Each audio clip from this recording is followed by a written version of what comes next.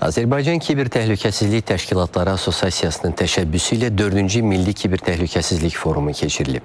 Azərbaycanın rəqəmsal transformasiyasının aparıcı qüvvələrindən biri olan Azərsel Telekom Məhdud Məsuliyyətli Cəmiyyəti forumun platin sponsoru qismində tədbirə dəstək göstərib.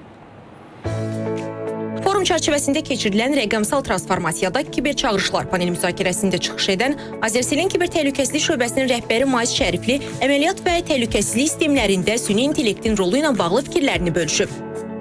Artıq 2025-ci ildən etibarən süni intellekti tətbiq edirik və bu gün bu forum çərçivəsində əldə etdiyimiz real nəticələri forum iştirakçılarına çatdırdım. Əlavə olaraq bildirmək istəyirəm ki, Azərsel artıq bazara ondan çox kiber təhlükəsizlik xidməti təklif edir. Qeyd edək ki, Azərsel kiber təhlükəsizlik sahəsində fəaliyyətini Azərbaycan Respublikasının informasiya təhlükəsizliyi və kiber təhlükəsizliyə dair 2023-2027-ci illər üçün strategiyasına uyğun olaraq inkişaf etdirir.